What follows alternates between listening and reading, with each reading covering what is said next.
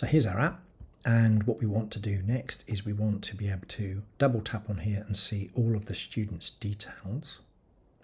So this is a list of items. What we actually want to do is we want to travel from here through to something which is going to display a single item.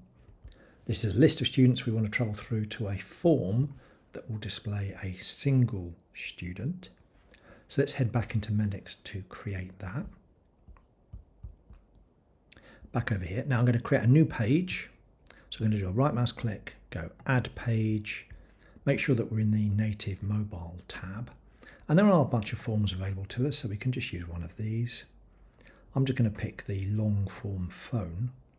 Let's call it, now remember this is going to be something that's going to enable us to view or add or edit a single student.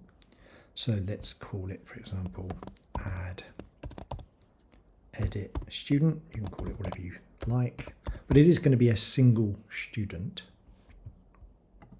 Click on OK. And we've got the familiar thing that's going on here, which is it doesn't know what the source should be for this data container. So I just double tap, change the source to be a student, and then let it update the page. There we go. You can see we've got all the attributes for student now. Now there are a few other bits and pieces here that I don't think we actually need. So I'm just going to do a right mouse click and delete that. Obviously we could change that text, but I'm just going to delete that as well. That's good. So I've got my form that's going to display an individual student's information.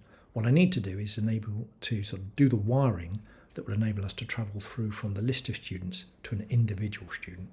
So if I head back to my View Students page, what I can do here is if I double tap, these are the properties that are available to the data container, which is showing our lists of students. But you can see it's actually got an onclick event handler. So what I can say is I can say, show a page, show the add edit student page. So we are going to be seeing a list of students here. When I tap or click on a student, the event handler is going to know that we're actually tapping on a student, and then it's going to open up the add edit student page. Now because of Mendix's ability to handle context, it will know which student we've tapped on. It will pass that student object into the add edit student page, which is really nice. It means I don't have to do any extra work. Okay, let's try it out. Recreate the app.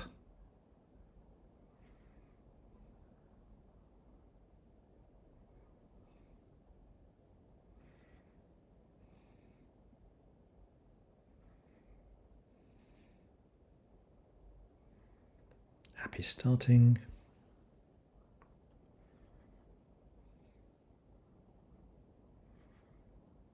App is running, so let's head over to my Make It Native app on my mobile device. Here we go. So here's my front page. Tap on that. It shows me my list of students. And what we've done is we've set the onclick handler to take the person that I'm clicking on, the student that I'm clicking on, and pass that into that add edit form page. So let's try it out. If I click on Jack Greenaway, there we can see Jack Greenaway's details.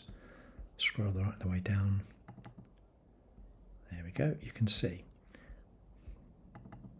it's showing us the details for that person when we click on it. Now the next step will be to handle this little icon here, which we've got as part of the template. What that will enable us to do is it will enable us to actually create a new student. So that's the next step.